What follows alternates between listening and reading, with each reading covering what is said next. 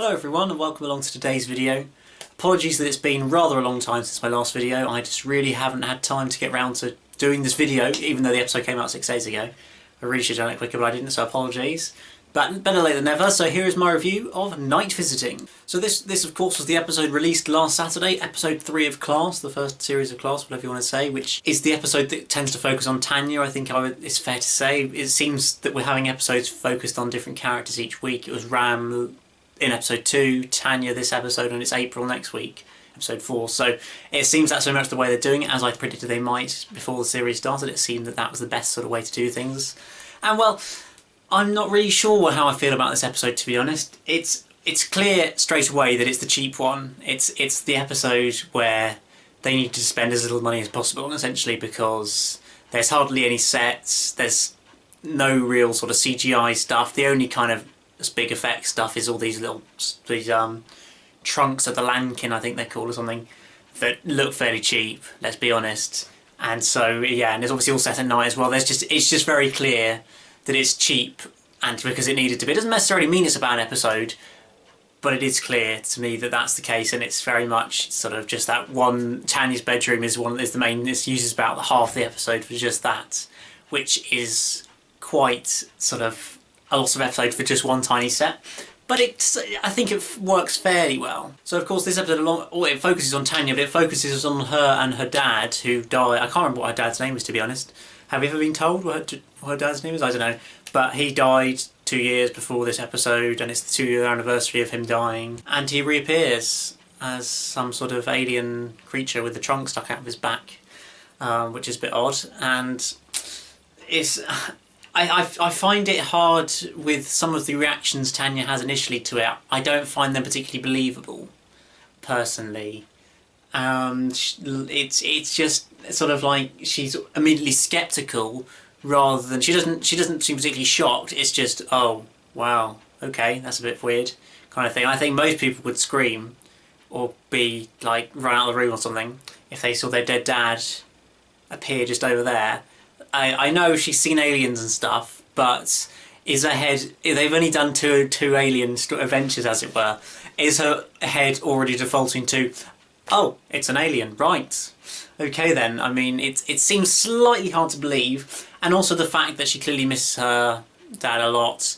You think that she kind of would just take the risk earlier on, just because she wants a dad, rather than thinking, oh, it's probably an alien, I better not do this sort of thing. I think most people would just react by just, say, grabbing his hands and saying, yes, it's my dad, kind of thing, rather than Tanya's reaction. So that was all just slightly sort of maybe less believable, but it's all about suspending your disbelief in fiction, so I guess I'll forgive it for that a bit, but that was just something I picked up on. So yeah, we get lots of long talky scenes and stuff between Tanya and her dad, and between Miss Quill and her sister called someone else. I can't remember what her name was, don't know if you even heard it or not really sure. And those both sort of scenes where lots of talking, they were quite good, they were fairly interesting. I mean, I think at the moment, I don't think maybe I got the most out of the episode. I think that sort of after a series or two, once I'm really invested in the characters a lot more, then I think that'll have be a sort of, like in 2 years' time if I rewatch the episode, I think I'll enjoy it more than I do now, because I'll be more invested in the characters. Because at the moment, I'm not really that bothered about Tanya and Miss Quill and Tanya's backstory and her dad. I don't really care that much.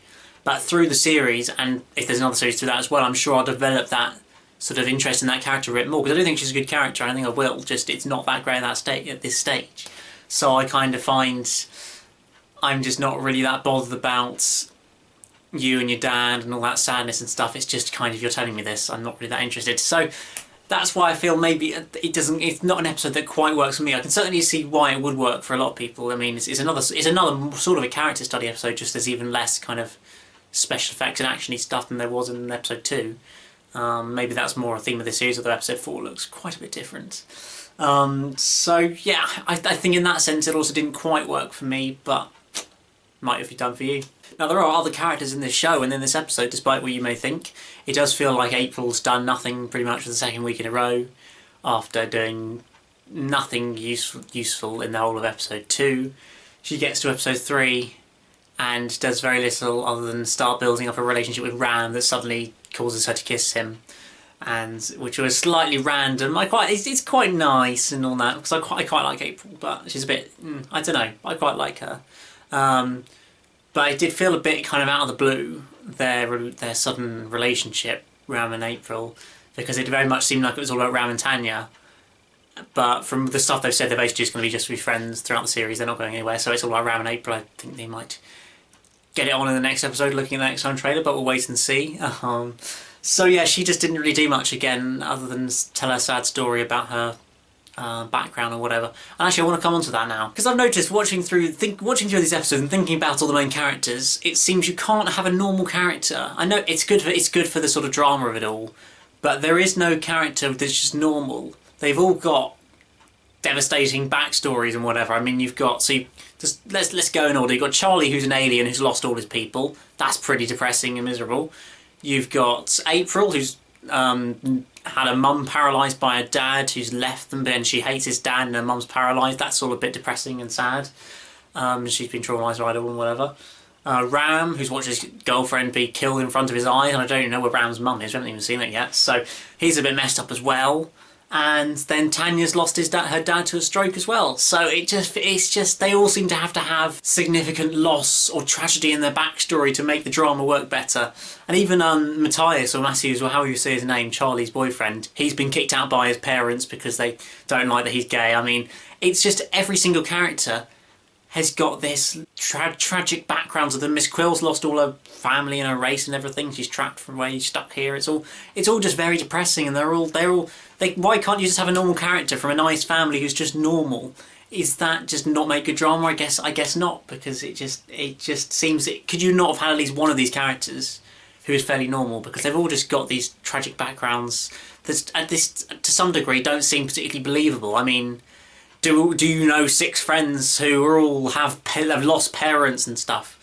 When you're this sort of age at like college, like half your friends have they all lost their parents and stuff? It's all just not that realistic to real life, I feel. So that's something that I just picked up on the first few episodes with them more and more. Another character decides to reveal their tragic past in each episode, it feels like. So that's just a little bit something that gets me a bit, I think. Yeah, so we get all the stuff with Charlie and Matthews as well. I don't actually know how to say his name. Is it Matthias or is it Matthew? Because the spelling is kind of Matthews. I'm guessing it must be pronounced Matthias. I can't actually remember. I'm not really that bold about his character, to be honest. And their relationship, I don't really care. But it does feel like they kind of painting in the most interesting thing about Charlie is he's gay. It very much feels like that. It almost seems that's more important than him being an alien and some prince and stuff who's lost all his people. It's all just he's gay. So there you go. And they did nothing really other than have some fun in the bed and chat and then appear at the end. That was literally it. So they're another 2 characters to April who did nothing. Ram basically did nothing. It was basically just Tanya chatting, Miss Quill chatting, and then Miss Quill getting a bus and saving the day. Plus Tanya kind of saving the day as well with her anger. So yeah, you can see that I didn't maybe enjoy this episode all that much. And well, to be honest, not really that much more happened in the episode. It was just sort of sitting and chatting for about the first 25 minutes. And then Ram and April kind of get over to Tanya's house, check out all these trunks and stuff around all the place. I think some people would have noticed if these trunks, like the police or anybody. I mean, the amount of trunks all over London. I know it's the middle of the night, but even so, I think people are aware. There are some people who are awake in the night who would have noticed and made something about it. I don't know. It just seems slightly odd that no one seems to be around and noticed. Is it because they've all been snapped up by this Lankin? I'm not quite sure, but it just seems a little odd that it was so deserted, and that if so, these trunk things have taken all the normal people on the streets that have decided, oh, Ram and April are sitting at a bus stop for about 3 or 4 minutes. Let's not do anything to them, though. It didn't make too much sense to me. I feel like I need to say something good about this episode, so I think that Tanya, Vivian Opara, who played Tanya, I think that was a brilliant performance. She really, apparently this is her first acting job, which is pretty amazing, because she's actually really good. I think she's a really good actress and doing a really good job of it in the show, particularly in this episode when all the focus was put on her and she needed to pull it off with an episode like this that's so based on dialogue and talky stuff. She needed to be good, and she really was, so I think hats off to her for that performance. That's definitely one of the strengths of sort of the episode, is some of that interaction. As much as maybe I'm not that engaged in it, is very well acted and well done, I think, so that's a positive. But other than that, it just sort of felt like a pretty average episode again, kind of like episode 2 as well. It sort of feels like your average filler episode in a series. It's the cheap one, it's the filler. It just feels sort of less important, maybe. I don't know. Maybe I'm being a little bit harsh, I'm not quite sure, because I didn't hate it when I watched it. I just didn't think it was particularly amazing. When some people have talked it up as the best episode of the series so far, and all this is amazing and stuff, I just didn't see it at all, really. So, but that's my opinion. That's why we have opinions, because we can all see something in a different light, I think, and that's great. Well, I don't think there's too much else to say on this episode, to be honest. I think I've covered all the interesting points. There wasn't too much stuff related to the arc or the future of the series going on in this episode. It seemed fairly self-contained. There was the odd comment about the Quill and stuff, and about Miss Quill at the end had a gun that she wasn't meant to have or something, I think. That was about the only thing I saw that was related to the arc of the series, whatever it really is. I'm not quite sure. I think we'll get a lot more of that next week, or tomorrow even, because today's Friday, isn't it? Yeah. Tomorrow, because it looks like we've got the Shadowkin returning in the episode, all this stuff about April's heart and everything. I'm unconfirmed, but I'm fairly sure that this is a two-parter coming up, so I think we'll have our first proper class cliffhanger coming up at the end of the episode tomorrow, which I'm looking forward to. I love a good cliffhanger, so that'll be good. I do think that looking at the trailers and stuff, it looks like it might be the best episode of the series so far. It just looks a lot more action-packed and and just lots more interesting things look like they might be happening. So I'm really looking forward to that episode, whereas this one kind of really seen the promos and stuff, even then I wasn't that bothered about it, and then watching it I felt it wasn't that great. Whereas next week I'm really looking forward to it. So that's pretty much it for this video. Apologies again that it took so long. Part of the reason I think was just because I didn't really want to watch the episode again very much. I wasn't really bothered about it. But I got this review in just in time before the episode comes out tomorrow, so I will definitely get onto that review a lot quicker, hopefully Monday or Tuesday next week, because I think it'll be really good and I'm looking forward to watching it and reviewing it. And to be fair, with this episode I did watch it on about 1 AM on Sunday morning last Sunday, so probably wasn't the greatest time to watch it for the first time. But I watched it now and it still wasn't great, so yeah, I gave it sort of 6.5, 6.5 out of 10, a pretty sort of standard, not great episode. Not terrible, not the worst thing I've ever seen, not time-lash, but not great really. So thanks very much for watching this video. Remember to like the video, subscribe if you're new here, let me know what you thought on this episode, whether you agree it's not great, or you completely different think, actually this is a really good episode. Just let me know what you thought about the episode in the comments below, and I'll see you again very soon for another video. Goodbye.